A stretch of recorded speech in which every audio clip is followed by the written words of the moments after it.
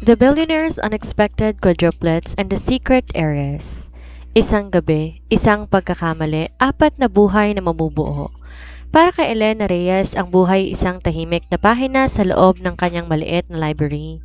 Kontento na siya sa amoy ng mga lumang libro at payapang pamumuhay hanggang pilitin siyang magtrabaho sa pinakamalaking masquerade ball ng taon.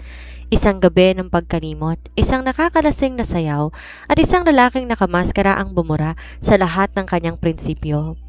Kinabukasan, naiwan si Elena, may bitbit na isang cufflink at ang memorya ng gabing hindi dapat nangyari. Ngunit ang mas matindi, 3 buwan ang nakalipas, sinulubong siya ng isang balita na yumanig sa kanyang mundo. Quadruplets. 4 na sanggol na bunga na isang gabing wala siyang mukhang matandaan. Si Damon Vance ay ang bilyonaryong itinuturing na ice king ng business world. Kilala siya sa pagiging malamig, kalkulado at ang paniniwalang ang pag-ibig ay isang kahinaan. Nang muli silang pagtagpuin ng tadhana, sa gitna ng isang hindi inaasahang insidente, hindi inasahan ni Damon ang babaeng matagal na nang hinahanap ay ang librarian na magdadala ng 4 na supling na magpapabagsak sa kanyang matigas na puso. Ngunit hindi magiging madali ang lahat. Nariyan si Veronica, ang socialite na buong akala'y nasa kanya na ang korona bilang susunod na Mrs. Vance. Handang manira, pumatay ng reputasyon at gumamit ng maruming laro. Gagawin ni Veronica lahat upang mapatalsik si Elena. Hindi alam ni Damon at Veronica ang isang matinding sekreto. Si Elena hindi lamang isang simpleng librarian, siya ang nawawalang tagapagmana ng isang imperyo na matagal nang pinaniniwala ang naglaho. Sa gitna ng panlilinlang, pagtataksil at ang responsibilidad para sa 4 na anghel, kakayanin ba ng puso ni Damon na yakapin ang babaeng nakatakdang magbabago sa kanya? O magtatagumpay ang maitim na balak ni Veronica na sirain ang pamilyang unti-unti pa lamang nabubuo? Ang tadhana hindi nagkakamali, ngunit ang mga tao madalas. Handa ka na bang sumisid sa mundo ng 4 na bata, isang secret heiress at isang bilyonaryong luluhod sa pag-ibig?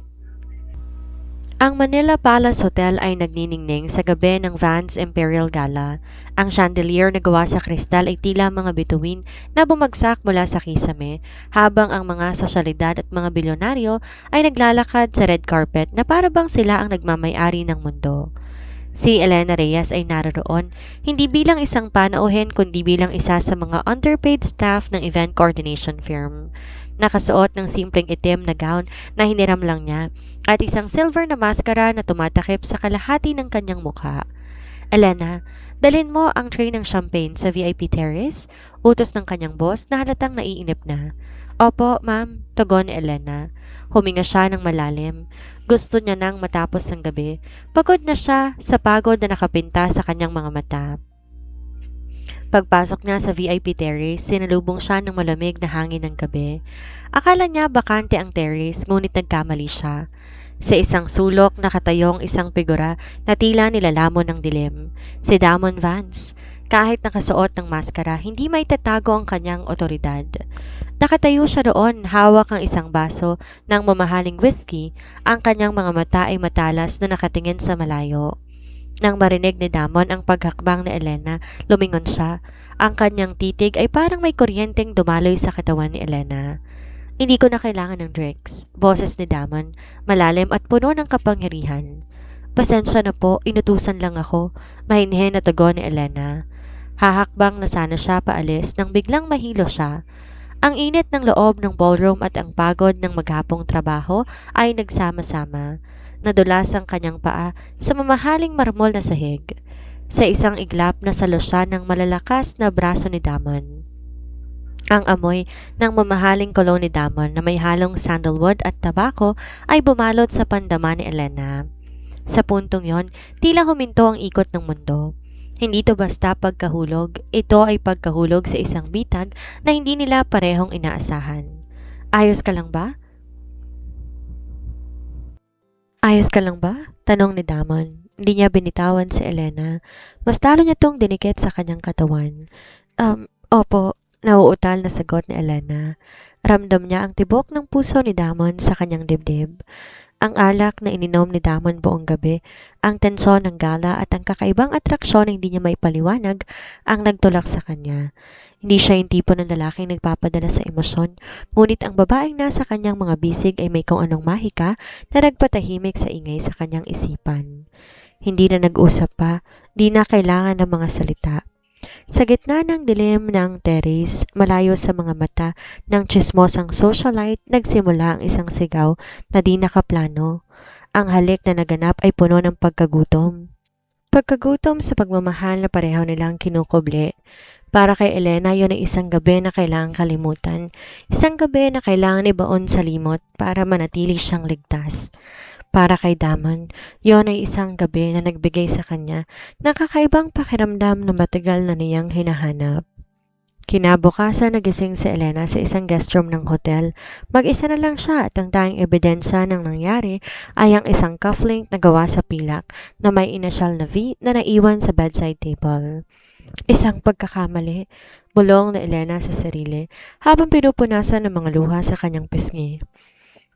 Dapat ko tong kalimutan? Hindi niya alam, sa loob ng kanyang sinapupunan, nagsisimula ng bumuo ang apat na maliliit na buhay na magtatali sa kanila ni Damon habang buhay. At di lang isa, hindi dalawa, kundi apat. Ang tadhana ay may napakalupit na sense of humor. Ang gabing inakala niyang katapusan na ng lahat ay ang simula pala ng pinakamagulo, pinakamasaya, at pinakakomplikadong kabanata ng kanyang buhay. 3 buwan na lumipas simula nung gabing yon sa Manila Palace. Ang alaala ni Damon Vance ay nanatiling isang ghost sa isipan ni Elena. Isang multong pilit niyang tinatakasan tuwing gabi sa kanyang maliit na apartment. Nakatago sa isang velvet pouch ang cufflink na may markang V. Ito ang nagsisilbing paalala na sa loob ng isang gabi, hindi siya naging librarian. Naging babae siya na isang bilyonaryo. Ngunit ang katawan ni Elena ang nagsimulang bumigkas ng katotohanang hindi niya na maitatago. Ang kanyang mga damit unti-unting sumisikip at ang pagkapagod ay hindi na lang dahil sa trabaho sa library. Miss Reyes, kailangan natin pag-usapan ang resulta ng iyong lab test. Wika ng doktor sa isang klinika sa labas ng lungsod. Nanginig ang mga kamay ni Elena habang nakaupo sa loob ng opisina. Ano po yun, Dok? May sakit ba ako? Bahagyang ngumiti ang matandang doktor, ngunit may bakas ng pag-aalala sa kanyang mga mata. Hindi sakit, Elena. Sa katunayan, napakabunga ng iyong sinapupunan. You are pregnant and it's not just one. Based on the ultrasound, you are carrying quadruplets. Nanlaki ang mga mata ni Elena. Tumigil ang paghinga niya. 4? 4 po, Dok. Sigurado kayo? Yes, 4 heartbeats. 4 na maliliit na buhay. Lumabas si Elena sa klinika na parang lutang. Ang mundo umiikot. Paano? Paano niya bubuhayin ang 4 na bata? Ang sahod niya sa library sapat lang para sa kanyang upa at pagkain.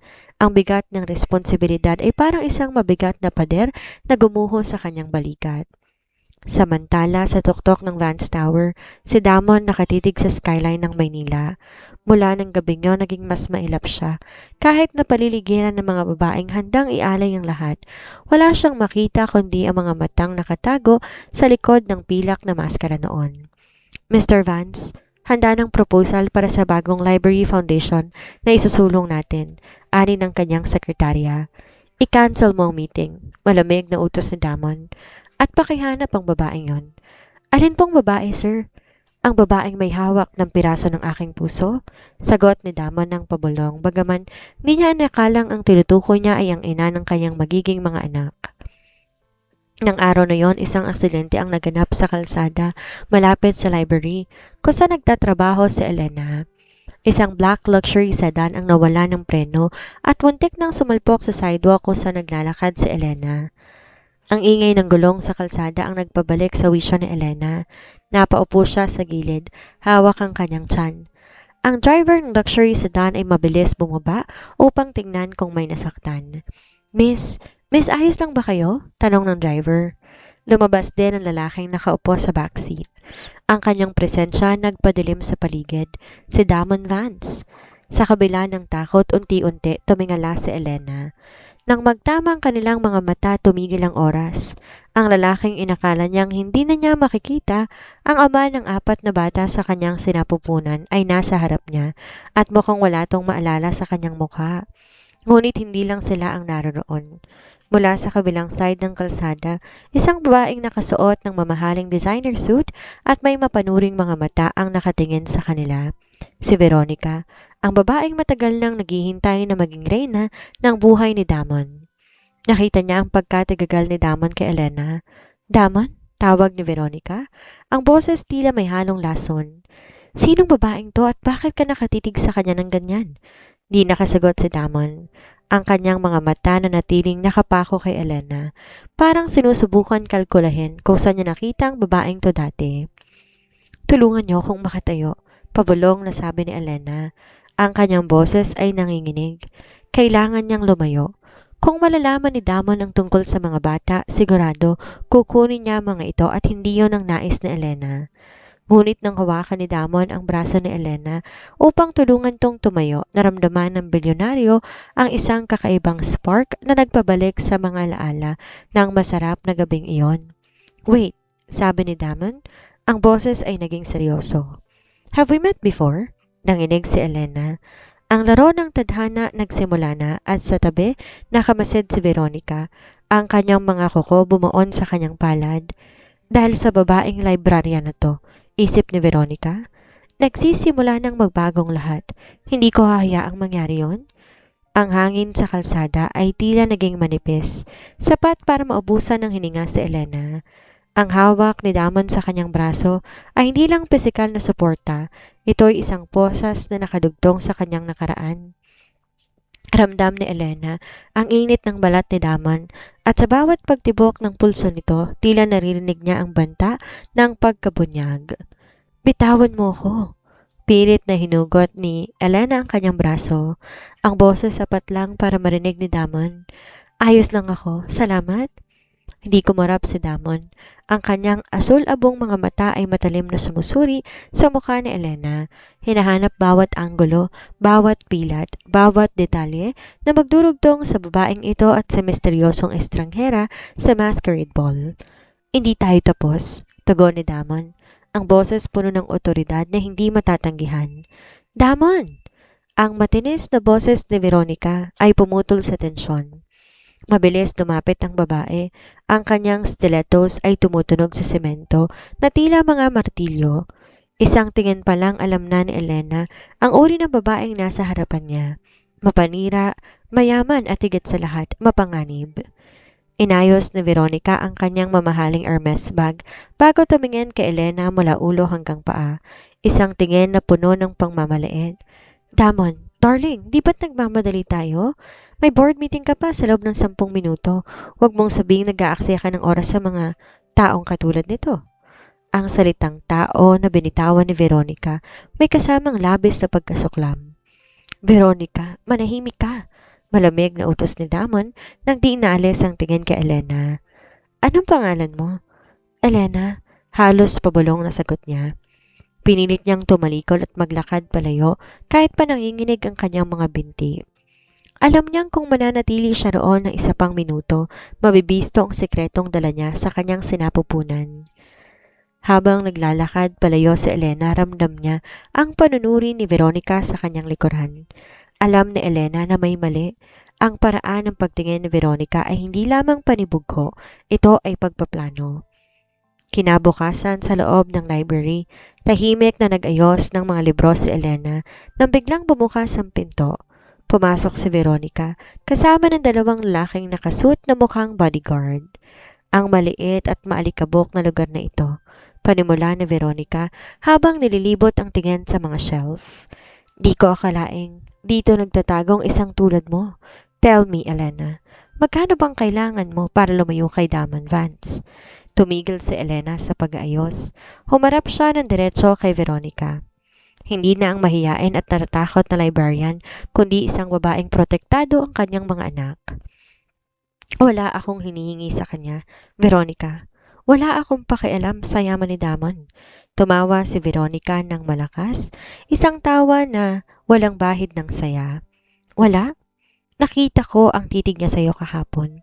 Ang mga lalaking tulad ni Damon, madaling maakit sa mga inosenteng babaeng nagpapanggap na biktima.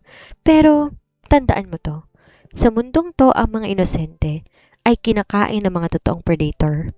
Lumapit si Veronica at bumulong sa tenga ni Elena. Ang bango ng kanyang mamahaling pabango nakakasakal. May alam ako sa nakaraan mo.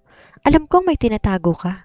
Kung hindi ka lalayo, sisiguraduhin ko, mawawalan ka ng trabaho, ng tirahan at ng kahit anong dignidad na meron ka. Huwag mong susubukang agawin ang hindi sayo. Pagkaalis ni Veronica, napaluhod si Elena sa sahig ng library. Hindi niya akalain na magiging ganito kabilis ang gulo. Sa kabilang dako, sa opisina ni Damon, inutusan niya ang kanyang private investigator. Alamin mo ang lahat ng tungkol kay Elena Reyes. Lahat. Pati ang maliliit na detalye ng kanyang buhay sa nakalipas sa 3 buwan. Ngayon din. Habang ang dalawang pamilya ay nagsisimulang magkabuhol, hindi alam ni Damon ang babaeng hinahanap niya ay hindi lang basta isang one-night stand. Siya ang magiging ina ng kanyang 4 na anak at ang babaeng nakatakdang magpabagsak sa kanyang malamig na mundo. Sa loob ng library, hinawakan ni Elena ang kanyang tiyan. Hindi nila kayo po pwedeng makuha, bulong niya sa mga sanggol. Kahit anong mangyari, kayo ang priority ko. Ang gera nagsimula na at si Veronica handa nang gamitin ng lahat ng kanyang alas para sirain na isang babaeng wala namang ibang ginusto kundi ang mabuhay ng tahimik. Ang bawat segundong lumilipas ay tila isang ticking time bomb para kay Elena. Pagkatapos ng banta ni Veronica sa library, alam niya na hindi na siya ligtas. Ngunit bago pa man siya makapag-isip ng plano para lumipat, isang grupo ng mga lalaking nakasuit ang pumasok sa apartment niya. Hindi para manakot kundi para maghatid ng imbitasyon. Miss Elena Reyes, wika ng pinuno ng grupo. Ang kanyang boses ay formal at walang emosyon. Iniimbitahan po kayo ni Mr. Damon Van sa kanyang estate. Ito ay hindi isang request, kung hindi isang obligasyon. Nang makarating si Elena sa mansyon ni Damon, ang lawak at karangyaan nito ay nagsisilbing bilangguan. Sa loob ng malawak na living room, nakaupo si Damon sa isang leather chair. Hawak ang isang file folder.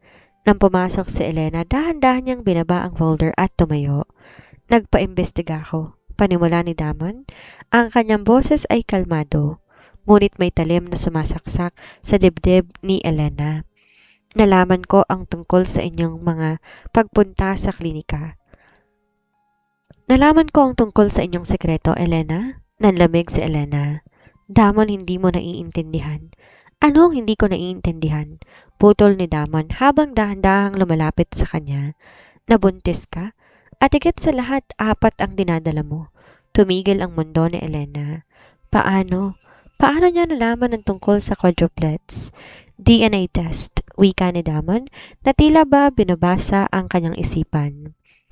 Kinuha ko ang medical records mo sa klinika mong yon. Ang mga anak na yon, sila ay akin, hindi ba? Hindi na nakasagot si Elena. Ang mga luha nagsimula nang dumaloy sa kanyang mga pisngi. Ditong paraan kung paano niya gustong malaman ni Damon ang totoo. Gusto niya itong sabihin sa pagkakataong mas maayos ang lahat, di sa ganitong paraan na tila isang business transaction. Sumagot ka, Elena, bulyaw ni Damon. Ang kanyang pagpigil sa sarili ay unti-unti nang nauubos. Akin ang mga bata? Oo, pag-amin ni Elena. Ang boses ay mahina, ngunit puno ng paninindigan. Akin sila. At ang mga bata walang kinalaman sa naging pagkakamali natin noon. Hindi mo sila po pwedeng kunin sa akin? Biglang bumukas ang pintuan. Pumasok si Veronica, ang kanyang mukha puno ng matinding galit at pagkamuhi. Damon, ano ang kahulugang ito? Hindi mo po pwedeng tanggapin ang babaeng ito at ang kanyang mga bastardo? Nilingon ni Damon si Veronica nang may malamig na tingin. Veronica, lumabas ka. Hindi ako lalabas. Buntis siya para bitagin ka. Isa siyang gold digger na nagpapanggap na librarian. Sigaw ni Veronica habang ang mga mata ay nakapako kay Elena na para bang handa na itong sugurin. Huling babala, Veronica. Babala ni Damon. Ang boses ay nagbabanta. Lumabas ka. Bago ko pa makalimutan ang pamilya mo ay business partner ko. Dahil sa takot at kahihiyan, padabog na lumabas si Veronica. Ngunit bago pa siya tuluyang mawala, nagbitaw siya ng isang huling salita. Pagsisisihan mo to, Damon. At ikaw, Elena, sisiguraduhin ko, hindi mo na makikitang liwanag ng araw kapag nakuha ko ng gusto ko. Naiwan silang dalawa ni Damon. Ang tensyon ay ramdam na sa bawat sulok ng silid. Lumapit si Damon kay Elena, dahan-dahan hinawakan ang kanyang tiyan. Ang hawak na dati puno ng kuryente, ngayon puno ng pagtataka at hindi may paliwanag na pag-aalaga. Hindi ko alam ang gagawin ko sa inyo, bulong ni Damon. Pero sa oras na ito, hindi ka na aalis sa paningin ko. Dito ka mananatili para sa kaligtasan ninyo at para sa aking mga anak. Damon, hindi ako ibon ay kukulong mo lang sa hawla, sagot ni Elena, kahit ang puso niya ay mabilis na tumitibok. Hindi, Elena, sagot ni Damon, habang nakatingin ng malalim sa kanyang mga mata. Dito, sa tabi ko, ikaw ang magiging sentro ng lahat at sisiguraduhin ko walang sino mang makakasakit sa inyo, kahit pa si Veronica. Alam ni Elena na ang bagong buhay na ito ay hindi magiging madali. Siya ay nasa loob na ng leon at ang tanging paraan para mabuhay ay ang manatiling matatag para sa apat na anghel sa loob ng kanyang sinapupunan. Ang mansyon ng mga Vance hindi lamang bahay, ito ay isang kuta. Mula nang dalhin ni Damon si Elena dito, tila nagbagong lahat. Ang mga bintana laging nakasara, ang mga security guard nakabantay sa bawat sulok at ang bawat pagkilos ni Elena ay sinusubaybayan. Ito ang proteksyon ay pinangako ni Damon, ngunit para kay Elena ito ay nagsimulang maging isang gininto ang hawla. Hindi mo kailangan gawin to, Damon, wika ni Elena habang nakatayo sila sa malawak na dining hall. Sa mesa, nakahain ng iba't ibang pagkain na hindi man lamang niya maubos.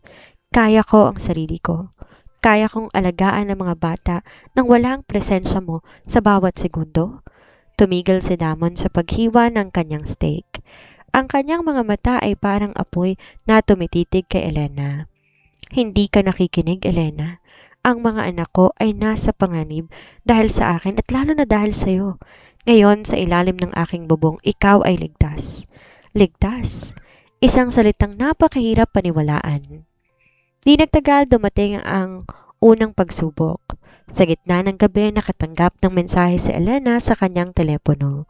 Isang video ng kanyang maliit na library na sinusunog. Ang mga librong kinalakhan niya, ang mga laala ng kanyang mga magulang, lahat naging abo sa loob ng ilang minuto.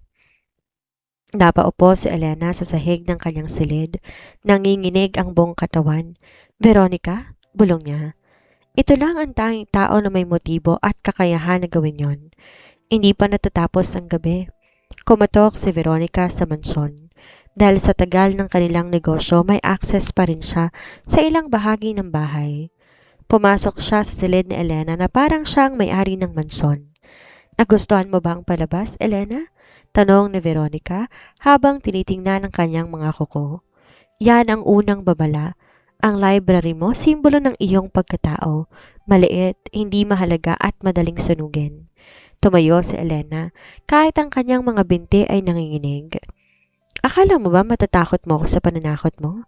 Ang mga anak ko ang nabibigay sa akin ng tapang na hindi mo kailanman maiintindihan. Humalakak si Veronica at biglang hinablot ang buhok ni Elena. Tapang? Sa tingin mo ba papaniyan ka ni Damon kapag nalaman niya na hindi ka lang basta librarian? Kapag nalaman niyang ang pamilya mo may mga lihim na mas mabaho pa sa basurahan? Anong ibig mong sabihin? Tanong ni Elena, bagaman naguguluhan siya. Malapit mo na ring malaman. Pabulong na sagot ni Veronica. Pero sa ngayon, umalis ka na sa mansyong to o sisiguraduhin ko na ang susunod na susunugin ko ay hindi na lang libro, kundi ang mismong tiyan mo. Sa sandaling yon, bumukas ang pinto. Si Damon, nakita ang eksena. Ang kanyang mukha nagdilim sa galit. Veronica, anong ginagawa mo rito? Bulyaw ni Damon. Agad na nagbago ang mukha ni Veronica. Mula sa pagiging mapanira, naging mukha siya na isang biktima. Damon, sinusubukan niya akong saktan. Pinagsabihan ko siya tungkol sa mga maling ginagawa niya pero nananakit siya kaagad. Alam ni Elena na nagpapanggap lang si Veronica, ngunit ang takot niya baka maniwala ang bilyonaryo sa kasinungalingan nito. Ngunit imbes lapitan si Veronica, lumapit si Damon kay Elena at dahan-dahan hinawakan ang kanyang balikat. Umalis ka na, Veronica, at huwag mo na ulit akong susubukang lokohin sa loob ng sarili kong tahanan. Malamig na utos ni Damon. Nang umalis si Veronica na may halong galit at pagbabanta, napasinghap si Elena sa dibdib ni Damon. Sa unang pagkakataon, hindi niya na kayang itago pa ang takot. Ramdam ni Damon ang bilis ng tibok ng puso ni Elena. Damon, hindi na to tungkol sa atin. Hikbi ni Elena. Ang mga bata, gusto niya silang saktan. Yumakap na mahigpit si Damon. Hindi ko hahayaan na may mangyari sa inyo. Pero kailangan mong maging totoo sa akin, Elena. May tinatago ka pa ba? Ano ang ibig sabihin ni Veronica sa iyong nakaraan? Napatingin si Elena sa kanya. Ang oras ng katotohanan ay paparating na at alam niya sa susunod na hakbang maaaring mawala ang lahat o mabuo ang isang pamilyang hindi na kailanman maghihiwalay. Ang tensyon sa mansyon ay tila isang bomba na nakatakdang sumabog anumang oras. Ngunit sa gabing yon, isang kakaibang katahimikan ang bumalot sa silid ni Elena. Pagkatapos ng insidente kay Veronica, di na hinayaan ni Damon na malayo si Elena sa kanyang paningin. Huwag kang gagalaw, utos ni Damon. Dahan-dahan niyang inilapat ng kanyang mainit na palad sa umbok ng tiyan ni Elena. Ito ang unang pagkakataon na nanatili siya ng matagal sa posisyong iyon. Ramdam ni Elena ang panginginig ng mga kamay ng bilyonaryo, hindi dahil sa galit kundi dahil sa pagkamangha. Ang Ice King ng business world ay unti-unting natutunaw sa harap ng katotohanan na may 4 na buhay na umaasa sa kanya. Nararamdaman mo ba sila? Bulong ni Elena. Ang kanyang boses ay nanginginig sa emosyon. Oo, sagot ni Damon na ang boses ay halos pabulong. Para silang maliliit na tibok ng puso na bumubuo ng sarili nilang mundo. Elena, patawarin mo ko kung naging marahas ako noong una. Hindi ko alam kung paano magiging isang ama. Sa mga sandaling iyon, ang mga dingding na tinayo ni Damon sa paligid ng kanyang puso unti-unti nang gumuho. Nagkaroon sila ng mahabang usapan, hindi tungkol sa negosyo, kung hindi tungkol kay Veronica. Hindi tungkol sa mga pangarap na matagal na nilang kinubli. Kinuwento ni Elena ang kanyang simpleng buhay sa library. Ang pagmamahal niya sa mga libro na naging takbuhan niya sa realidad, ngunit ang kapayapaan ay panandalian lamang. Kinabukasan, isang dokumento ang nakapatong sa mesa ni Damon. Ang kanyang private investigator ay nakakuha ng impormasyon na hindi inaasahan. Mr. Vance, nakahanap kami ng koneksyon. Ang apelidong Reyes ay hindi lang basta ordinaryong pangalan. May kaugnayan siya sa Valerius Empire. Ang pamilyang naglaho matapos sa isang madugong kudeta 2 dekada nang nakakalipas. Nanlaki ang mga mata ni Damon. Ang Valerius Empire, ang pinakamayamang angkan sa rehiyon bago sila naging mga anino. At si Elena, ang itinuturing nilang biktima ay posible ng huling natitirang tagapagmana. Sa kabilang banda, si Veronica hindi natutulog. Sa kanyang opisina, kausap niya na isang lalaking may masamang reputasyon sa underworld. Ayaw niyang umalis. E di puwersahin natin. Gusto ko nang mawala ang babaeng yon sa mapa. Hindi ko hahayaan ang isang pulubi ang magdadala ng dugo ng mga Vance. Habang nagaganap ang lihim na pagpaplano, abala sina Damon at Elena sa pagpaplano ng nursery para sa 4 na sanggol. Masaya silang nagtatawanan habang pumipili ng kulay ng pintura. Isang eksena na malayo sa mundong ginagalawan ng kanilang mga kaaway. Damon? Tawag ni Elena habang nakatingin sa mga baby clothes na hawak nila. Ano man ang mangyari, pangako mo na poprotektahan mo ang mga bata kahit ako pa ang mawala? Huwag mong sasabihin yan. Seryosong sabi ni Damon, hinawakan ng kanyang mukha at tinalikan ng kanyang noo. Hindi ko hahayaan na mawala ka. Ikaw ang sentro ng buhay ko ngayon, Elena. Hindi lang sila, ikaw. Ngunit sa labas ng mansyon, isang itim na van ang huminto. Ang mga lalaking may hawak na armas ay unti-unti lumalapit sa gate. Ang panganib ay hindi na lang banta, ito ay nasa pintuan na nila. Di alam ni Elena na sa bawat balik ng halik at pangako ni Damon, may isang anino na handang bumara sa lahat ng ito. Ang tadhana ay naghahanda na para sa pinakamalaking pagsubok na susubok sa kanilang pag-ibig at sa kanilang pagkatao. Ang gabi, balot na makapal na hamog at ang paligid ng manson ng mga vans ay kasing tahimik na isang sementeryo. Ngunit sa loob, ang tensyon ay parang kuryente na bumabalot sa bawat silid. Si Damon ay nasa kanyang home office, mariing tinitingnan ang dossier tungkol sa Valerius Empire. Ang mga dokumento ay nagpapatunay na si Elena hindi lang basta librarian. Siya ang natitirang tagapagmana ng isang yaman na higit pa sa kayang bayaran ng kahit anong bilyonaryo. Habang nagbabasa, isang matalim na tunog ng babala ang tumunog sa buong mansyon. Alarm! Ang security system na bypass. Elena! Sigaw ni Damon. Mabilis tumayo at kinuha ang kanyang barel mula sa drawer. Alam niya ang ibig sabihin nito. Si Veronica hindi na nagbabanta, siya ay umatake na. Sa kwarto nagising si Elena dahil sa ingay ng basag na salamin mula sa ibaba. Ang kanyang puso halos lumabas sa kanyang dibdib. Sa gitna ng dilim nakita niya ang mga anino na naglalakad sa hallway. Hindi sila mga bodyguard, sila ay mga upahang pamamatay tao. Damon? Bulong niya, hawak ang kanyang tiyan. Alam niyang hindi siya pwedeng magpadalos-dalos. Bigla, bumukas ang pinto ng kanyang silid. Hindi si Damon ang pumasok, kundi si Veronica. Ang kanyang muka puno ng demonyong ngisi habang may hawak na maliliit na remote control.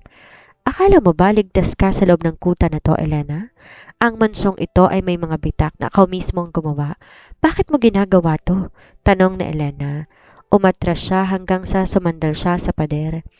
Dahil ang lahat ng sa inyo, ang yaman, ang kapangyarihan, at ang lalaking mahal ko ay dapat na sa akin? Sagot ni Veronica. Pinindot niya ang remote at biglang namatay lahat ng ilaw sa mansyon. Isang putok ng baril ang umalingaw-ngaw. Si Damon nakarating na sa hallway, nakikipagpalitan ng putok sa mga tauhan ni Veronica. Ang bawat hakbang niya puno ng determinasyon na makarating kay Elena. Damon, huwag kang lalapit, sigaw ni Elena nang makita niyang may nakatutok na laser sa dibdib ni Damon. Ngunit huli na. Sa isang iglap, tumakbo si Elena sa gitna ng hallway. Sinakripisyo ang kanyang kaligtasan para harangan ang bala na para sana kay Damon. Isang sigaw ang bumasag sa gabi. Hindi si Elena ang tinamaan kundi si Damon na mabilis sumarang sa harap ni Elena bago pa man tumama ang bala sa kanya. Bumagsak ang bilyonaryo sa sahig. Ang kanyang puting polo ay unti-unti nang nababahira ng pula. Damon! Ang hiyaw ni Elena puno ng pait at ng takot. Lumuhod siya sa tabi nito, di alintana ang mga barel na nakatutok sa kanila. Nakita ni Veronica ang eksena mula sa kadiliman at sa halip na maawa, siya ay tumawa. Napakagandang wakas para sa isang love story. Ngayon, tapusin na ang trabaho. Ngunit bago pa makalapit ang mga tauhan ni Veronica, isang grupo ng mga armadong lalaki ang pumasok. Ang mga loyal na tauhan ng Valerius Empire na matagal nang nagmamasid kay Elena sa malayo. Ang utos nila simple, protektahan ang tagapagmana. Ang gabi ay naging isang madugong labanan sa pagitan ng mga tauhan ni Veronica at ng mga lihim na tagapagtanggol ni Elena. Sa gitna ng kaguluhan niyakap ni Elena ang duguan na si Damon. Huwag kang bibitaw. Pagmamakaawa ni Elena habang pinipigilan ang pagdaloy ng dugo sa dibdib ni Damon. Hindi mo pwedeng iwan ang mga bata. Hindi mo po pwedeng iwan ako.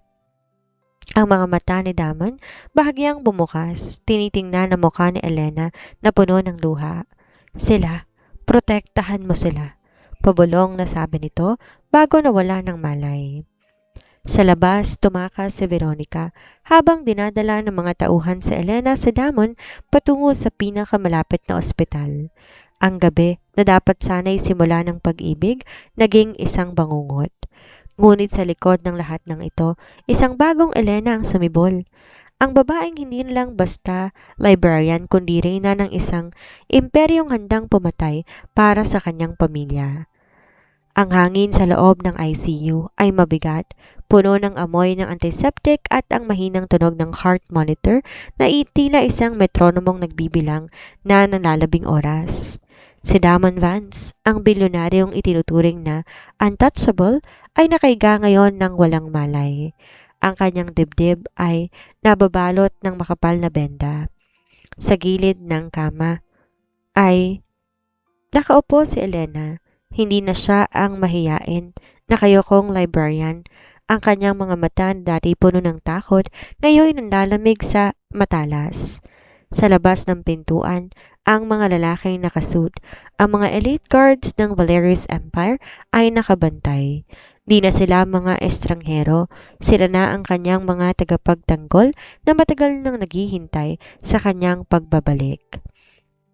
My lady, boses ng isang matandang lalaki sa likuran ni Elena. Siya si Mr. Aris, ang kanang kamay ng kanyang yumaong ama. Ang mga ari-arian ng pamilya Valerius sa labas ng bansa ay handa na. Ang mga asset na susubukan ni Veronicang nakawin ay amin ang nabawi. Tumayo si Elena at tumarap kay Mr. Aris. Si Veronica? Nagtatago siya, my lady. Ngunit hindi na siya makakalabas ng bansa.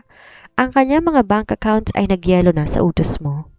Hindi sumagot si Elena. Lumapit siya kay Damon at dahan-dahan hinawakan ang kamay nito. Ang haplos niya, puno ng pait. Kailangan mong mabuhay, Damon.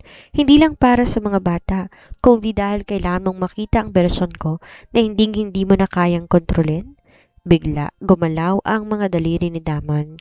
Ang kanyang mga mata ay unti-unting bumubukas, bumabagta sa dilim ng silid hanggang sa matagpuan ang mukha ni Elena. Elena? Boses nito, garalgal at mahina.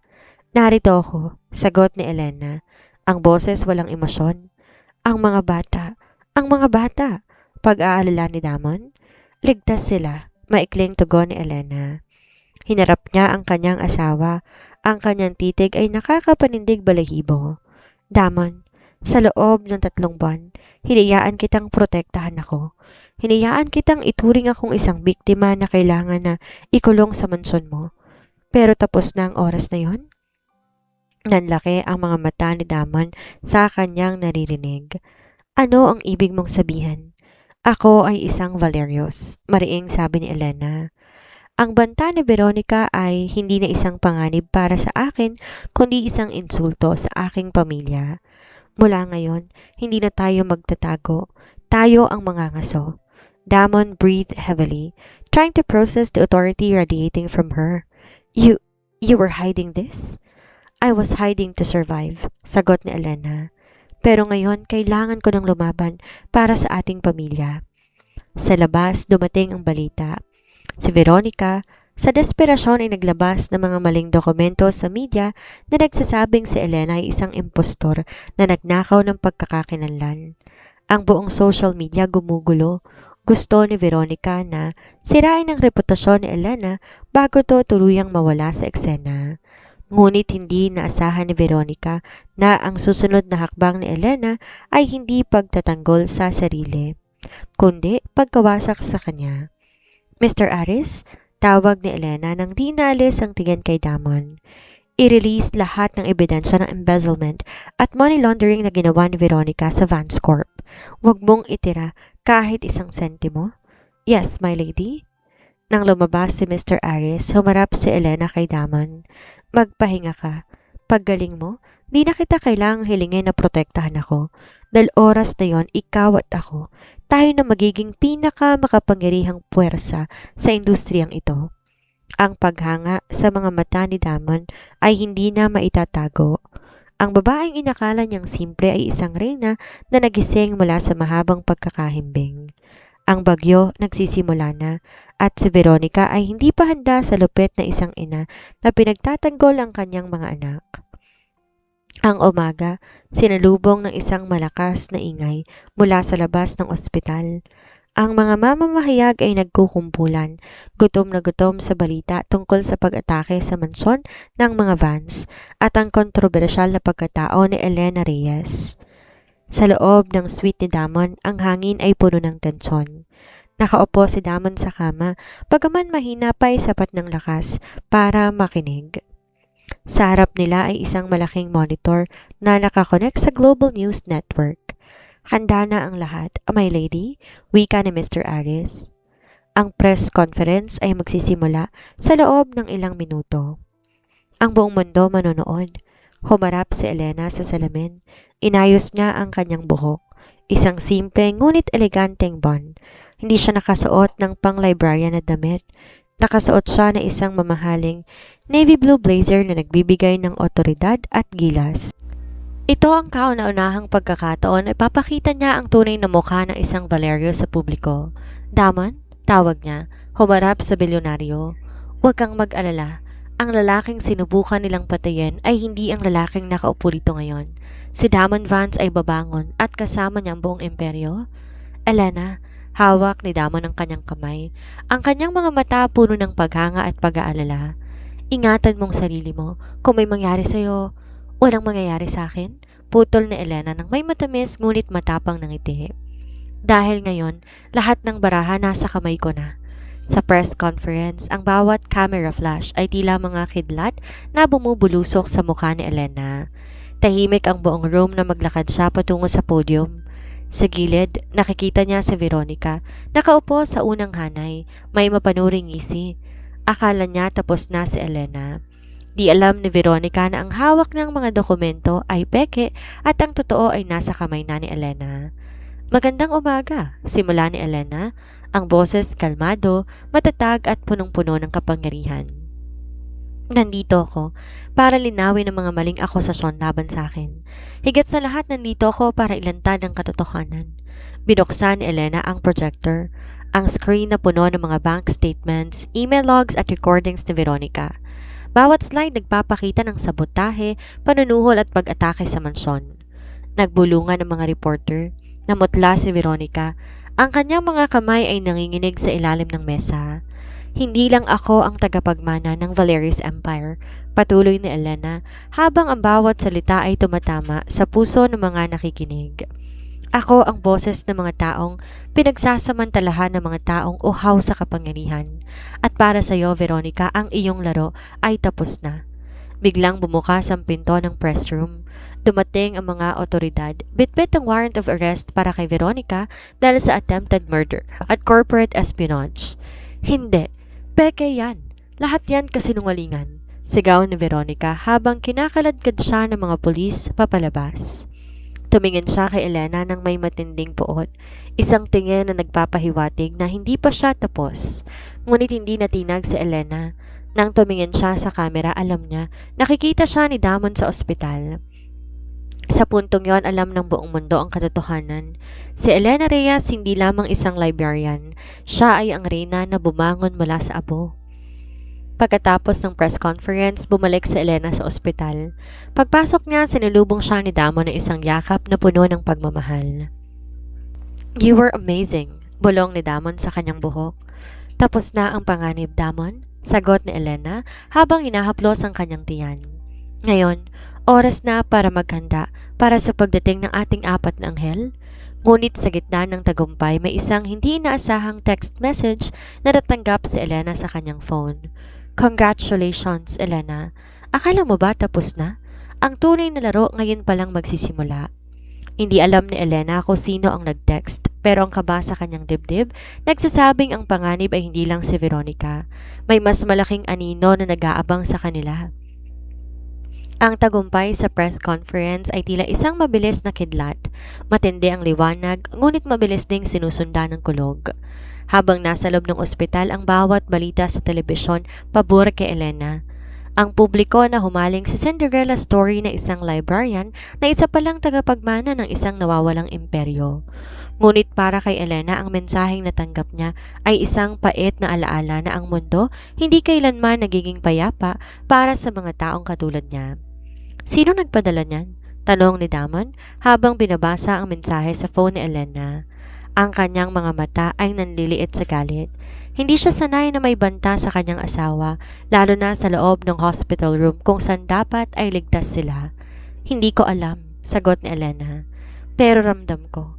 Ramdam ko na hindi si Veronica ang utak ng lahat. Siya ay isa na lamang na nagamit. Sa labas ng ospital, ang mga tauhan ng Valerius Empire ay hindi mapakali. Nakatanggap sila ng ulat na may isang grupo ng mga armadong tao na nakaposisyon sa paligid ng ospital. Hindi sila mga polis at hindi sila mga ordinaryong bodyguard. Sila ay mga shadow mercenaries. Isang pangkat na tanging ang matatandang pamilya lamang ang may kakayahan na magbayad. Damon, kailangan nating umalis dito. Wika ni Elena, ang kanyang pakiramdam, sumisigaw ng panganib. Hindi ako makakaalis ng ganito, Elena. Ang sugat ko malalim pa, sagot ni Damon. Bagaman, pilit niyang sinusubukan na tumayo. Kaya ko ng sarili ko at kaya kitang protektahan, matapang na pahayag ni Elena. Sa isang iglap, tinawagan niya si Mr. Aris. Ihanda ang air ambulance sa roof deck, ngayon din. Habang sinasagawa ang paglipat, ang mga ilaw sa buong floor ng ospital biglang namatay. Isang nakakabinging katahimikan ang bumalot sa paligid na sinundan ng tunog na mabigat na bota sa hallway. Bawat hakbang isang banta. Mr. Vance, Lady Elena, pumasok kayo sa safe room. Sigaw na isa sa kanilang mga gwardya. Habang tumatakbo sila sa dilim, isang bala ang tumama sa dingding sa tabi ng ulo ni Elena. Hindi sila huminto. Nang makarating sila sa roof deck, sinalubong sila ng malakas na hangin mula sa propeller ng helicopter. Sino mga taong to? Sigaw ni Damon habang tinutulungan siyang sumampa ni Elena sa sasakyan. Mga multo ng nakaraan ko, sagot ni Elena habang naglalabas ng isang maliit na pistol mula sa kanyang hawak na clutch bag. Sa kabila ng pagbubuntis, ang kanyang reflexes ay parang sa isang bihasang sundalo. Pinaril niya ang isa sa mga humahabol na lalaki nang walang pag-aalinlangan. Nagulat si Damon. Ang kanyang simple na librarian ay marunong humawak ng baril at pumatay kung kinakailangan. Sa bawat putok nakikita ni Damon na isang babae na hindi niya lubos na kilala. Isang reyna ng digmaan. Nang makalipad ang helicopter, malayo na sila sa panganib, ngunit hindi pa rin mapakali si Elena. Tinitigan niya ang kanyang asawa na kasalukuy ng ginagamot ang kanyang sugat. Damon, ang dahilan kung bakit ako tinutugis ay hindi lang dahil sa yaman ng mga Valerios? Paliwanag ni Elena habang nakatingin sa malayo. May isang kasunduan na ginawa ang aking mga magulang noon. Isang kasunduan na nag-uugnay sa pamilyang Valerius at Vance. Ang mga sanggol na ito, ang ating quadruplets, sila ang susi sa isang kapangyarihang matagal nang nais makuha ng mga taong ito. Anong kapangyarihan? Tanong ni Damon. Ang kanyang boses ay puno ng pagkabigla. Ang karapatan sa isang sekretong teknolohiya at teritoryong pagmamayari ng ating mga ninuno? Sagot ni Elena. Hindi lang tayo mag-asawa, Damon. Tayo ang susi sa isang digmaang hindi pa natin nauunawaan. Sa kabila ng panganib, hinawakan ni Damon ang kamay ni Elena. Kung digmaan ang gusto nila, digmaan ang ibibigay natin. Ngunit hindi kita hahayaang lumaban ng mag-isa. Ngunit habang nag-uusap sila, sa isang madilim na silid sa kabilang panig ng mundo, isang lalaking nakaupo sa isang trono ang nakatingin sa monitor kung saan nakikita ang mukha ni Elena at Damon. Hayaan niyo silang magsama, wika ng lalaki na may mapanirang ngisi. Sa tamang panahon, kukunin kong lahat mula sa kanila, lalo ng 4 na sanggol. Ang buwan ay nagtatago sa likod na makakapal na ulap, tila nahihiyang sumaksi sa sakit na bumabalot sa bawat sulok ng mansyon. Matapos ang pagkamatay sa pag-atake sa ospital, si Damon ay pansamantalang dinala sa isang secret safe house sa kabundukan ng Tagaytay, isang lugar na hindi matutunton ng kahit na sinong mercenary. Ngunit para kay Elena ang bawat araw na kasama niya si Damon ay isang banta sa buhay nito. Gabi-gabi nakikita niya si Damon na hirap huminga dahil sa kanyang sugat at gabi-gabi nararamdaman niya ang presensya ng mga anino. na nagmamasid sa labas ng kanilang bakod. Elena, bakit hindi na lang kaya makatulog? Mahinang tanong ni Damon. Gising na pala ito. Ang kanyang mga mata ay puyat ngunit punong-puno ng pagmamahal. Hindi na sumagot si Elena. Tumayo siya at tumakad patungo sa bintana. Tinitingnan ng malawak at madilim na kagubatan. Alam niya ang gagawin para kay Damon, para sa apat na sanggol sa kanyang sinapupunan. Kailangan niyang umalis. Damon? Simula ni Elena. Ang boses pilit pinatatatag. Hindi na tayo ligtas dito. Ang bawat sandaling magkasama tayo, nalalagay tayo sa bingit ng kamatayan. Ano ang ibig mong sabihin? Mabilis na tanong ni Damon, pilit na bumubangon. Aalis ako. Pagpapatuloy nito. Ilalayo ko ang mga bata. Sila ang habol ng mga taong yon, hindi ikaw. Kapag wala na ako sa paningin nila, titigil na rin ang pag-atake nila sa'yo? Hindi. Hindi kita hahayaan na umalis. Bulyaw ni Damon, ang kanyang sugat ay muling tumugo dahil sa puwersa ng kanyang paggalaw. Elena, hindi ako mabubuhay nang wala kayo. Lumapit si Elena at hinawakan ang mukha ni Damon. Isang mainit na luha ang pumatak sa kanyang pisngi. Mabubuhay ka, Damon, dahil kailangan mong mabuhay para sa atin. Pakiusap, ito lang ang paraan. Habang mahimbing na ang tulog ni Damon, dulot ng gamot na hinaluan ni Elena sa kanyang inumin, dahan-dahang nag-empake si Elena. Isang bag, kaunting gamit, at ang isang pitaka na puno ng mga dokumento na magdadala sa kanya sa isang malayong isla kung saan hindi siya mahahanap ng mga shadow mercenaries. Hinalikan niya ang noo ni Damon ng matagal. Mahal kita, higit pa sa buhay ko. Ngunit mas mahal ko ang kinabukasan ng aking mga anak. Paglabas ni Elena ng mansyon ay sinalubong siya ni Mr. Aris. Ang mga guard ay nakaabang na. Sigurado na ba kayo, my lady? Tanong ni Mr. Aris. Sigurado, sagot ni Elena. Dalhin niyo siya sa isang ligtas na lugar na hindi niya malalaman. Huwag niyo siyang hahayaang sumunod. Habang papalayo ang itim na SUV, sa gitna ng kadiliman, tumingin si Elena sa huling pagkakataon sa bintana ng mansyon. Magagalit to, magwawala, at hahanapin siya sa bawat sulok ng mundo. Ngunit para kay Elena, yon ang tanging paraan para mabuhay si Damon. Habang nakahawak siya sa kanyang tiyan, naramdaman niya ang isang mahinang sipa mula sa kanyang mga anak. Patawarin niyo ko, bulong niya. Sa kabilang banda sa loob ng safe house, biglang nagising si Damon. Ang kanyang puso parang gustong kumawala sa kanyang dibdib. Isang kakaibang kaba ang bumalot sa kanya. Elena, tawag niya, ngunit tanging ang hangin lamang ang sumasagot. Paglabas niya sa kwarto, wala ng kanyang asawa. Tanging ang cufflink na may markang V na naiwan sa mesa ang natira. Ang parehong cufflink na unang nagtagpo sa kanila. Hindi mo ako po pwedeng iwan, Elena, bulong ni Damon sa gitna ng kawalan. Hahanapin kita, kahit pa sa dulo ng mundo, babawiin kita. Ang digmaan nagbago ng hugis. Hindi na to digmaan laban sa isang kontrabida, kung hindi, digmaan isang lalaking hindi susuko sa tadhana. Ang paghahanap ni Damon Vance ay opisyal na nagsimula. Ang mansyon naging isang malamig at walang lamang libingan para sa nararamdaman ni Damon. Sa bawat sulok ng disilid na dating pinuno ng halakak at pag-asa, ngayon tayong aningaungaw na lamang ng kanyang sariling yabang ang naririnig.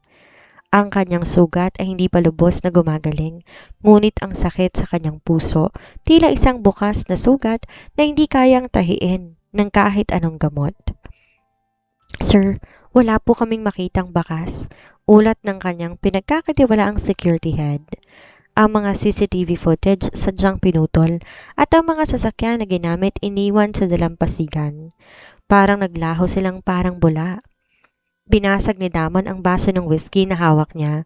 Ang kristal nagkadurog-durog kasing talim ng galit na kumukulo sa kanyang dugo. Hahanapin niyo siya kahit sa ilalim ng lupa. Hahanapin niyo ang asawa ko? Hindi na si Damon ang bilyonaryo na nagpaplano ng mga business deal. Siya na ay naging isang tao na hinahabol ng kanyang sariling multo.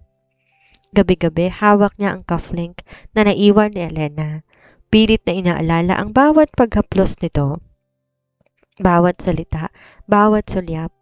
Sa bawat panaginip naririnig niya ang iyak ng apat na sanggol na hindi pa niya nakikita. Samantala, sa isang malayong isla sa Palawan, hindi man lang nakatala sa mapa ng turista, si Elena ay naninirahan sa isang simpleng kubo. Di siya nakatira sa marangyang bahay. Pinili niya ang pagtatago sa gitna ng mga mangingisda. Ang kanyang buhay naging simple, pangingisda, pagtatanim at ang patuloy na pag-iwas sa anino ng kanyang mga kaaway. Ngunit ang isla ay hindi isang ligtas na sanktuaryo. Alam ni Elena na ang mga shadow mercenaries ay hindi titigil. Ang bawat barkong dumarating sa pantalan ay pinagmamasdan niya ng may halong kaba. Isang hapon, habang naglalakad sa tabing dagat, may napansin siyang isang lalaki nakasuot ng itim. Hindi to taga-isla.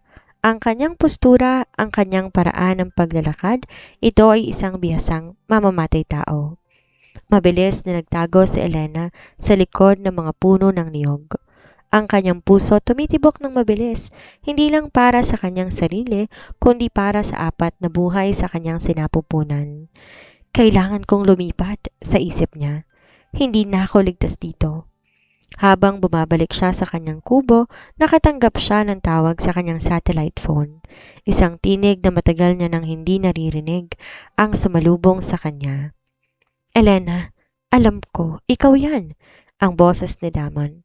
Ang boses na nagpabilis ng kanyang tibok sa puso. Damon? Bulong niya. Ang kanyang mga mata, mga kamay ay nanginginig. Huwag mong papatay ng tawag. Pakiusap ni Damon. Alam ko kung nasaan ka. Papunta na ako. Hindi kita pababayaan, Elena. Hindi mo kailangan na lumaban ng mag-isa. Huwag kang lalapit, Damon. Magpapahama ka, sigaw ni Elena. Patay ka na kung wala ako, sagot ni Damon. At ang mga anak natin, kailangan nila ang kanilang ama. Elena, nandito na ako sa kalapit na isla. Hintayin mo ko. At naputol ang tawag. Tumingala si Elena sa langit. Ang gabi nagsisimula ng dumilim. Alam niya kung susundin niya ang sinabi ni Damon, ang panganib ay mas lalapit sa kanila. Ngunit sa kailaliman ng kanyang pagkatao, ang pag-asa ay muling sumibol. Sa kabilang banda ng isla, si Damon nakatayo sa deck na isang mabilis na bangka, hawak ang isang binoculars. Nakikita niya ang liwanag na isang lampara mula sa malayo. Ang kanyang mga mata puno ng determinasyon. Handa ng lahat, sir, wika ng kanyang tauhan. Ngunit may mga armadong grupong papalapit sa posisyon ni Lady Elena. Kung gayon, kailangan nating maunahan sila, sagot ni Damon. Walang sino mang makakaagaw sa aking pamilya ngayong gabi. Ang tadhana ay nagtatagpo na. Ang lalaking handang pumatay para sa pag-ibig at ang babaeng handang mamatay para sa kanyang mga anak. Ang paghaharap magiging madugo, ngunit sa gitna ng digmaan isang pangako ang mananatiling matatag, ang kanilang pagsasama. Ang dagat sa isla ng Palawan ay tila isang malawak na itim na telon, pinupukol ng maliliit na alon na humahampas sa pampang na parang mga tibok ng puso na nagbababala ng darating na panganib. Para kay Elena, bawat segundo, tila isang oras. Ang hangin naging mabigat, dalang amoy ng asin at ang nakakakilabot na amoy ng bakal. Ang amoy ng paparating na kamatayan. Sa loob ng kanyang munting kubo, binigyang diin ni Elena ang kanyang pagkakahawak sa maliit na redyong nakatago sa ilalim ng sahig. Ang mga shadow mercenaries ay hindi na lang mga anino. Naririnig niya na ang kanilang mga boses sa labas. Ang kalansing ng mga bakal na bahagi ng kanilang mga armas at ang kanilang mga hakbang na marahas na sumisira sa katahimikan ng gabi. Nandito siya. Siguraduhin ninyong hindi makakatakas ang target. Isang boses na malamig at puno ng otoridad ang umalingaw-ngaw. Hindi na nag-atubili pa si Elena. Mabilis niyang kinuha ang kanyang emergency bag. Tinignan ang kanyang tiyan na may matinding pagmamahal at pag-aalala. Kailangan natin maging matatag, mga anak, bulong niya sa kanyang sarili. Sa isang iglap, tumalon siya mula sa bintana ng likuran ng kubo. Ang kanyang mga binte lumapag ng tahimik sa basang buhangin. Ngunit hindi siya nakalayo. Isang liwanag mula sa flashlight ang tumama sa kanyang mukha. Gotcha! Wika na isang lalaking may pilat sa mukha. Sa isang pagkilos na tila naging otomatiko, nilabas ni Elena ang baril na tinatago niya sa kanyang bewang at ipinutok ito sa hangin. Ang ingay ng putok naging hudyat ng isang kaguluhan. Ang katahimikan ng isla bumasag ng sunod-sunod na putok ng baril. Ang gabi naging isang madugong palaruan. Sa kabilang bahagi ng dalampasigan, ang bilis ng pintig ng puso ni Damon kasing bilis ng makina ng bangkang kanyang sinasakyan. Nang marinig niya ang putukan, ang kanyang mga mata nagliyab sa galit. Bilisan ninyo, ngayon din, sigaw ni Damon sa kanyang mga tauhan. Di siya makapaghintay, dumaong ang bangka. Bago pa man to tumama sa buhangin, tumalo na siya sa tubig. Ang kanyang sugat muling bumukas. Ramdam niya ang hapdi, ngunit ang sakit na yon, walang-wala kumpara sa takot na mawala si Elena. Nang makarating siya sa dalampasigan, ang eksenang bumungad sa kanya ay isang bangungot. Si Elena, nakikipagpalitan ng putok habang umaatras patungo sa masukal ng kagubatan. Nakita ni Damon ang isa sa mga mercenary na naglalabas ng granada. Elena, tumakbo ka! Sigaw ni Damon habang naglalabas ng kanyang sariling armas at pinaputokan ang lalaking may hawak ng granada. Ang lalaki natumba at ang granada ay sumabog bago pa man ito maihagis na nagdulot ng malakas na pagyanig sa buong paligid. Ang usok nagkalat, nagsilbing tabing para sa kaguluhan. Sa gitna ng usok at apoy nagtagpo ang kanilang mga paningin. Damon? Di makapaniwalang tawag ni Elena. Ang boses ay puno ng luha. Hindi na siya hinayaan ni Damon na magsalita. Mabilis siyang tumakbo, sinunggaba ng asawa. Niyakap to na mahigpit sa gitna ng mga bala na nagliliparan sa kanilang paligid. Ang yakap na yon puno ng pagsisisi, pagmamahal at determinasyon. Hindi na kita bibitawan, bulong ni Damon sa kanyang tenga. Hindi na muli. Sa gitna ng tensyon, isang lalaki ang lumabas mula sa anino. Ang mastermind na matagal na nilang hinahanap, siya ay si Victor Valerios. Ang tiyuhin ni Elena na akala nila matagal nang namatay sa kudeta. Ang kanyang mukha puno ng kasamaan at ang kanyang ngiti nakakatakot. Ang reunion ng pamilya, wika ni Victor. Ang kanyang boses ay parang kaskas ng kutsilyo sa salamin. Napakahusay. Ngayon, makikita ninyo kung bakit ang dugo ng mga Valerios ay dapat nang mabura sa mundong ito. Victor? Matapang na sagot ni Elena habang nakatayo sa tabi ni Damon. Ang bawat isa ay handang mamatay para sa isa't isa. Ang laro mo ay tapos na. Wala ka ng kapangyarihan dito. Talaga ba? Tawa ni Victor. Tingnan natin kung hanggang saan ang pagmamahalan ninyo kapag nakita niyong nasusunog ang buong isla kasama kayo. Naglabas si Victor ng isang remote control.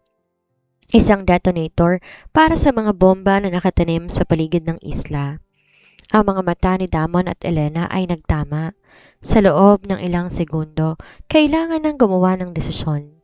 Damon, ang bangka! Sigaw ni Elena.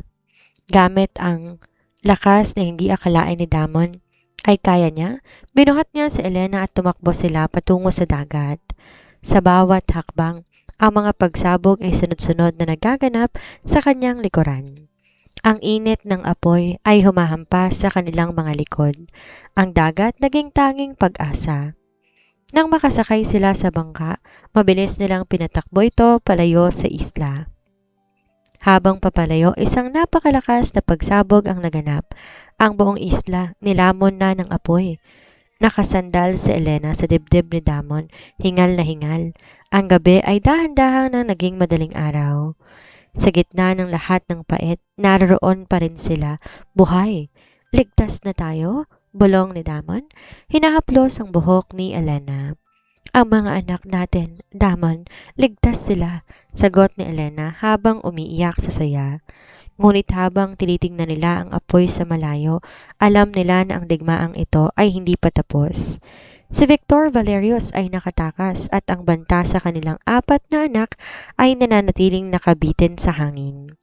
Sa kabila nito, sa sandaling iyon, ang kanilang pagmamahalan ay naging isang kuta na hindi kayang gibain ng kahit anong bomba o kasamaan. Ang kanilang unexpected quadruplets ay magiging simbolo ng isang bagong pag-asa. Isang pag-asa na hindi na kailanman susuko sa dilim. Ang dagat ay naging saksi sa isang pag-ibig na mas malalim pa sa pinakamalalim na karagatan. Isang pag-ibig na kayang lampasan ang lahat ng panganib para lamang sa kapakanan ng pamilya na unti-unti pa lang nagsisimula na bumuo ng kanilang sariling kwento sa gitna ng mundo ng mga bilyonaryo at mga lihim na tagapagmana. Ang bawat alon na humahampas sa gilid ng kanilang mabilis na bangka ay tila nagpapahiwatig ng papalapit na katapusan. Si Damon at Elena parehong basang-basa, puno ng sugat at pasa, ngunit ang kanilang mga kamay ay nananatiling nakahawak sa isa't isa. Isang matibay na kadena na hindi kayang putulin ng sino mang kaaway. Ang dagat naging isang madilim na lagusan patungo sa kawalan, ngunit ang kanilang destinasyon ay malinaw. Ang pagbawi sa lahat ng kinuha mula sa kanila. Habang ang araw ay unti-unti sumisilip sa abot-tanaw, ang pagod na mukha ni Damon ay hindi maitatago ang nagniningas na galit. Ang kanyang isipan ay nakapako kay Victor Valerios. Ang lalaking akala nila ay matagal nang nakalibing sa kasaysayan ay buhay, humihinga, at handang pumatay para sa kapangyarihan na hindi naman para sa kanya. Hindi siya titigil, Elena. Wika ni Damon, ang boses ay seryoso habang tinatanaw ang papalayong usok ng sumabog na isla. Si Victor ay hindi lang naghahangad ng yaman. Ang Valerius Empire may hawak na teknolohiya na naghahangad para sa renewable energy na kayang magpabagsak sa lahat ng oil companies sa mundo. Kung makuha niya yon ang magiging pinakamakapangyarihang tao sa planeta. Tumango si Elena, ang kanyang mga mata nanlalamig. Alam ko, ang aking ama ay laging nagsasabi na ang kapangyarihang yon ay isang sumpa kung mapupunta sa maling kamay. Yan ang dahilan kung bakit niya tinago ang mga blueprint sa loob ng aking DNA. Sa pamamagitan ng isang espesyal na code na tanging kaming mga Valerius lang ang makaka-access. Napatingin si Damon sa kanyang asawa. Ang katotohanan ito ang magpapaliwanag sa lahat kung bakit siya target, kung bakit siya kailangan makita ng buhay, at kung bakit ang mga anak nila ay nasa panganib. Ang kanilang mga anak ay hindi lamang supling, sila ay mga susi sa isang teknolohiya na magpapabago sa takbo ng sangkatauhan. Kaya ka pala niya gustong makuha ng buhay, bulong ni Damon, at hindi ko hahayaang mangyari yon. Sagot ni Elena, kailangan natin bumalik sa Maynila, doon natin siya tatapusin. Pagdating nila sa isang lihim na daungan kung saan naghihintay ang kanilang mga loyal na tauhan, sinalubong sila ni Mr. Aris. Ang mukha ng matanda puno ng pag-aalala. Mr. Lady, Mr. Vance, ang mansyon sa Maynila ay inokupa na ng mga tauhan ni Victor. Hawak nila ang buong board of directors ng Vance Group. Ginagamit nilang kumpanya para pondohan ang kanilang mga operasyon. Natawa si Damon, isang tawang puno ng pait. Akala niya pagmamay-ari niya na ang Vance Corp, maling-mali siya. Sa loob ng susunod na 2 araw, isang tahimik na digmaan ang nagsimula. Hindi to digmaan ng baril at bala, kung hindi, digmaan ng teknolohiya at impluensya. Gamit ang access ni Elena sa mga secret accounts ng mga Valerius at ang legal na kapangyarihan ni Damon, unti-unti nilang pinabagsak ang mga financial backer ni Victor. Sa gitna ng lahat ng to, isang mensahe ang natanggap ni Elena. Magkita tayo sa Old Valerius Estate. Kung gusto mong mabuhay ang iyong mga anak, ibigay mo sa akin ang code. Huling pagkakataon na to. Alam ni Elena, ito ay isang bitag. Ang Old Valerius Estate ay isang abandonadong mansyon sa tuktok na isang bundok. Isang lugar na puno ng mga lihim na lagusan na tayong ang pamilya lamang ang nakakaalam. Ngunit wala na siyang ibang pagpipilian. Sasama ako, wika ni Damon, nililinis ang kanyang baril. Hindi, Damon, mapanganib to. Pagkontra ni Elena. Walang hindi sa atin, Elena. Sabi mo nga, tayo magiging pinakamakapangyarihang puwersa. Hindi tayo magtatagumpay kung maghihiwalay tayo.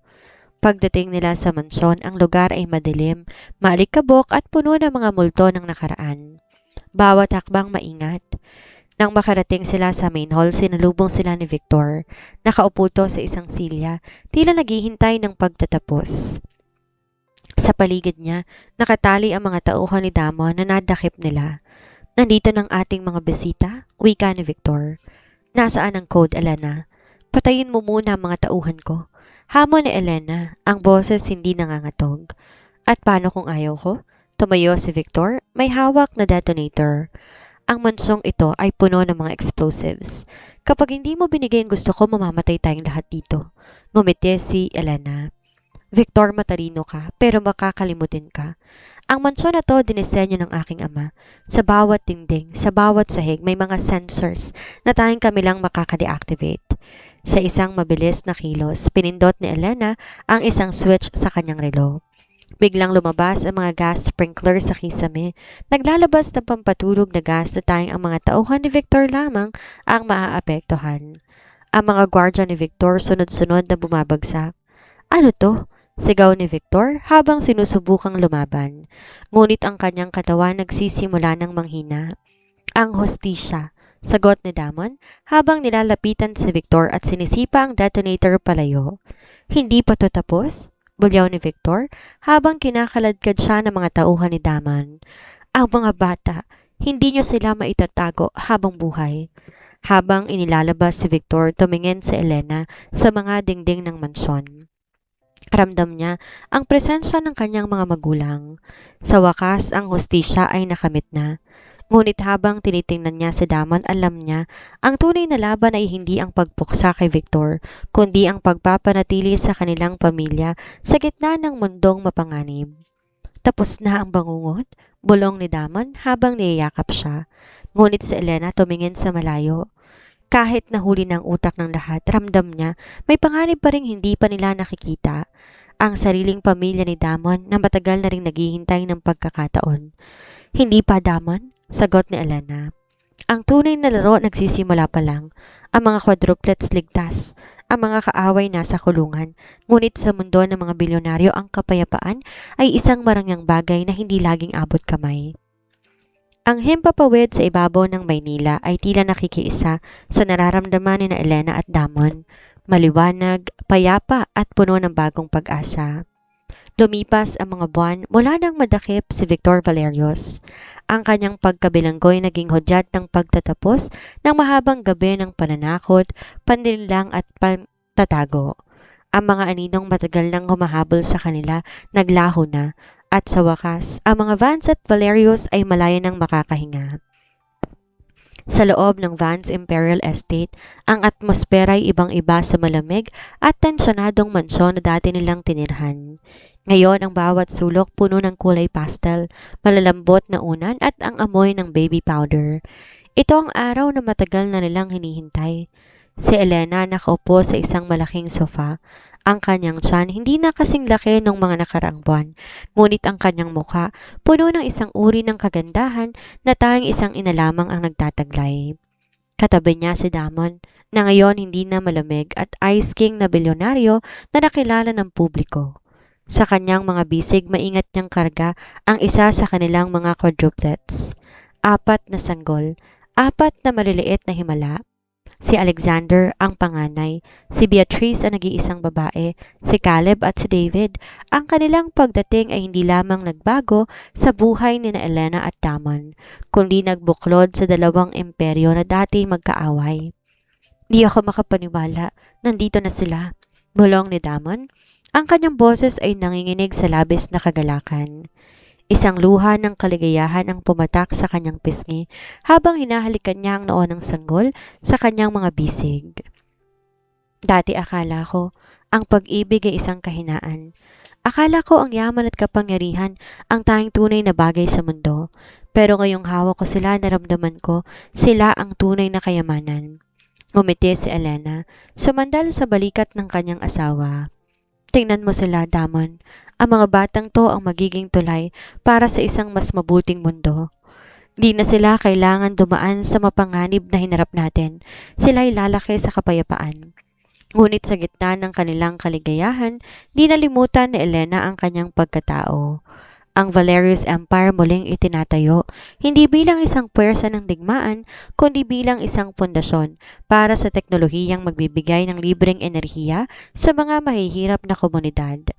Si Elena ang tumatayong reyna ng imperyong ito, habang si Damo naman nagpapatakbo ng Vance Corp na ngayon nakatuon na rin sa mga social responsibility projects. Alam mo ba? Tanong ni Elena. Sa kabila ng lahat ng nangyari, hindi ko pagsisisihan ng gabing yon sa masquerade ball. Kung di dahil sa pagkakamaling yun, di ko makikilala ang lalaking handang pumatay at mamatay para sa akin. Di ko makikilala ang lalaking nagturo sa akin na ang tunay na tapang ay hindi nasusukat sa armas, kundi sa kakayahang magmahal ng walang takot. Hinawakan ni Damo ng kamay ni Elena. At ako naman, Elena, salamat dahil hindi ka sumungko sa akin. Sa kabila ng aking pagiging mapagmataas, sa kabila ng aking mga pagkukulang na natili ka, ikaw ang nagpabago sa akin. Ikaw ang tunay na heiress, hindi ng anumang imperyo kundi ng aking puso. Maya-maya bumukas ang pinto, pumasok ang kanilang mga pinagkakatiwalaang kaibigan at pamilya. Ang mansyon na puno ng tawanan at pagbati. Si Mr. Aris na ngayon masaya na sa pagreretiro ay nakatayo sa isang sulok, pinapanood ang magandang eksena. Para sa kanya ang kwentong to ay hindi lang basta tungkol sa pera o kapangyarihan. Ito ay tungkol sa pagbabalik ng dangal at pag-ibig sa gitna ng mga pagsubok. Habang nagdiriwang sila, isang mensahe ang dumating sa telepono ni Damon mula to sa kanyang mga abogado. Sir, ang kaso ni Victor Valerius ay natapos na. Habang buhay na pagkabilanggo ang hatol at lahat ng kanyang ari-arian na ilipat na sa inyong pamilya. Binaba ni Damon ang telepono at muli tumingin sa kanyang asawa. Tapos na ang lahat, Elena. Wala na tayong kailangan katakutan. Hinalikan siya ni Elena ng malambot sa labi. Tama ka. Wala na tayong kailangan katakutan dahil ang inaharap natin hindi na nakadepende sa nakaraan. Nakadepende na to sa kung paano natin palalakihin ang ating apat na anghel. Sa labas, ang araw ay dahan-dahan lumulubog. Nagbibigay ng ginintoang kulay sa buong estate. Ang mga quadruplets unti-unting nakatulog sa gitna ng katahimikan. Ang kanilang maliliit na kamay nakahawak sa mga daliri ng kanilang mga magulang. Sa mga sandaling yon, ang kwento ng The Billionaire's Unexpected Quadruplets and the Secret Heiress ay di nagwawakas sa isang malaking labanan, kundi sa isang tahimik at simpleng sandali ng pamilya. Ang pag-ibig na nagsimula sa isang pagkakamali at sa isang masquerade ball ay nauwi sa isang buhay na punong-puno ng katuparan. Nang tumingin sa Elena sa bintana, nakita niya ang mga bituin na nagsisimulang magningning. At alam niya sa bawat bituin na yon, may isang pangako na ang kanilang pamilya mananatiling buo. Walang sino mang makakasira sa kanila dahil sila ay pinagbuklod, kundi lamang ng dugo, kundi ng isang pag-ibig na dumaan sa apoy at lumabas na mas matatag pa sa bakal.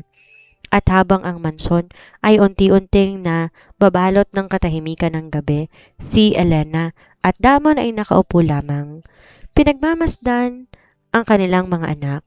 Sa wakas, ang secret heiress ay nahanap ng kanyang tahanan at ang billionaire ay natagpuan na ang tunay niyang kayamanan.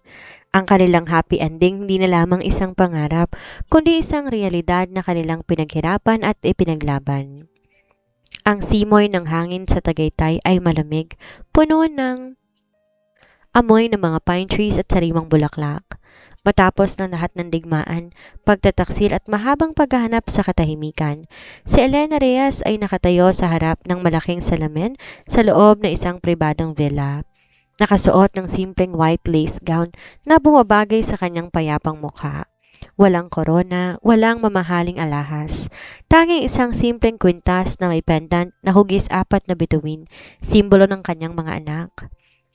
Ngayong araw ang kanilang kasal, hindi isang grandiosong selebrasyon na dinadaluhan ng libo-libong tao, kundi isang intimate na seremonya para lang sa kanilang pinakamalalapit na pamilya at mga kaibigan. Ang Ice King at ang Secret Heiress ay magtatali ng kanilang mga puso sa harap ng dambana ng kalikasan.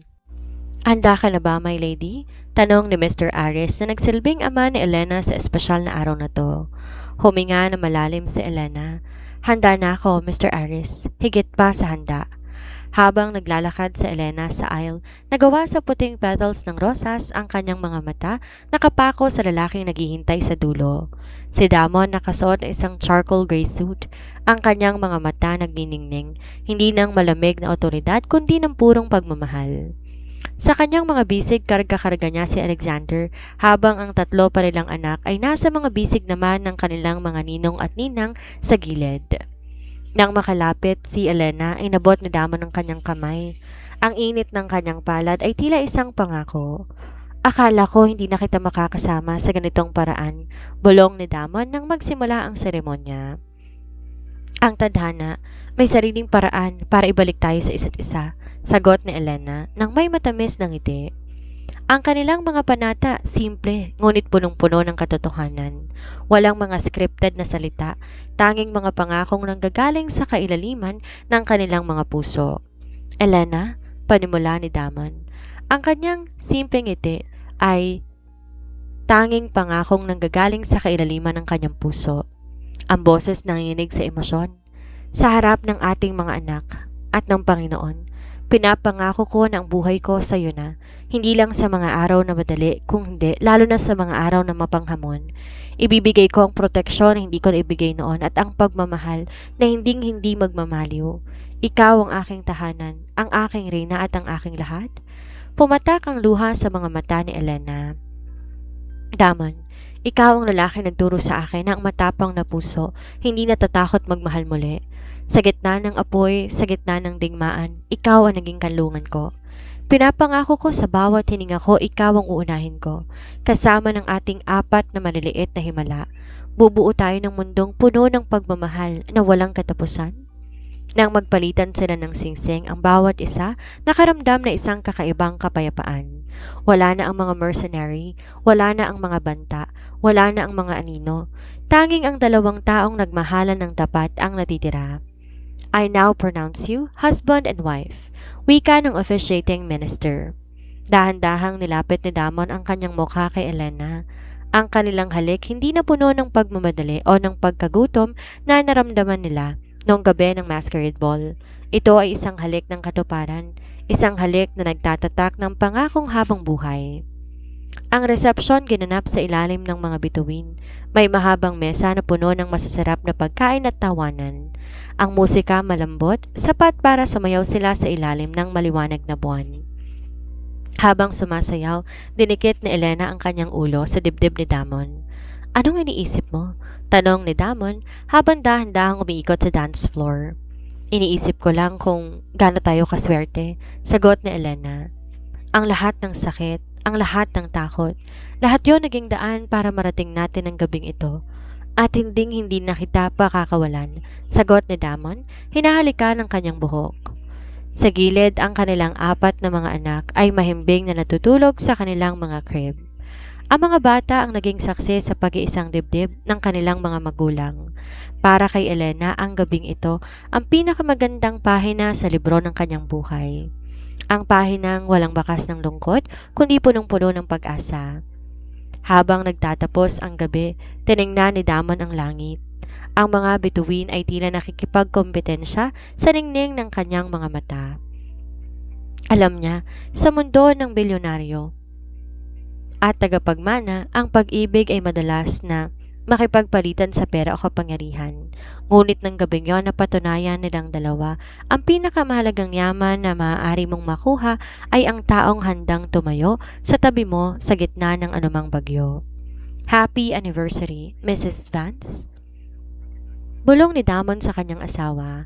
Happy wedding day, Mr. Vance, sagot ni Elena. Sa gitna ng katahimikan ng gabi, ang dalawang puso na dati naghahanap, sa wakas natagpuan na ang kanilang pahingahan. Ang kwento ni Elena at Damon ay hindi natatapos sa huling kabanata. Ito ay isang kwentong magpapatuloy sa bawat pagising nila sa umaga, sa bawat tawa ng kanilang mga anak at sa bawat pangakong kanilang tutuparin hanggang sa dulo ng panahon. Ang kanilang unexpected na simula ay naging isang happily ever after na tunay, wagas at walang hanggan. Dito na po nagtatapos ang kwentong pag-ibig ni Elena at Damon. Ang aral na maiiwan natin sa gabing ito ay simple lang. Ang tunay na wealth o kayamanan ay wala sa dami ng pera sa bangko o sa laki ng pangalan mo sa business industry. Ang tunay na yaman ay ang lakas ng loob na harapin ang mga anino ng ating nakaraan at ang kakayahang magtira ng puwang sa ating mga puso para sa mga taong handang manatili sa tabi natin sa gitna ng bagyo. Hindi kailangan ng magic o fairy tale para magkaroon ng happy ending. Ang kailangan lang determinasyon, pagpapatawad at ang tapang na itaya lahat para sa pamilyang pinakamahalaga sa atin. Sana'y nagustuhan ninyo ang kwento ni na Elena at Tamon. Muli, ako ang inyong tagapagkwento, si Miss Sandra, nagpapaalala na sa bawat pahina ng ating buhay, tayong may hawak ng panulat. Piliin nating isulat ang kwento ng may pag-ibig at tapang. Hanggang sa muli nating pagkikita sa susunod na mga pahina. Paalam!